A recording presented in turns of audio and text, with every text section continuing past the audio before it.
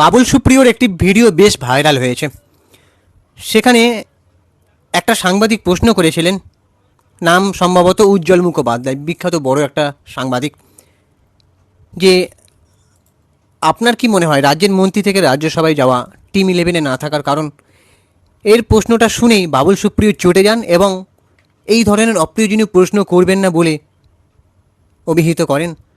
তারপরে বাবুল সুপ্রিয় চলে যাচ্ছিলেন, কিন্তু ফের রেগে মেগে সাংবাদিক ও চিত্রগ্রাহকের দিকে ধেয়ে আসেন। বাবুল সুপ্রিয় বলতে থাকেন যে আমার অনুমতি ছাড়া এটা চালাতে পারবেন না, আমাকে যে কোনো প্রশ্ন করার অধিকার আপনার নেই। তো এমনকি ক্যামেরার ফুটেজও ডিলিট করতে বলা হয়। তো প্রসঙ্গত তিনি প্লেইং 11-এ থাকতে চেয়েছিলেন বলে মনে হয় বলেছিলেন, তো সেই কারণে এই প্রশ্নটা করা হয়েছিল। এবার সোশ্যাল মিডিয়ায় অনেকে বলছে যে একটা সাংবাদিকের প্রশ্ন করার অধিকার থাকবে, কিন্তু একজন বড় সেলিব্রিটি বা একজন নেতা মন্ত্রী তার সঠিক সহজ ভাষায় উত্তর দেওয়াটা তার কর্তব্য।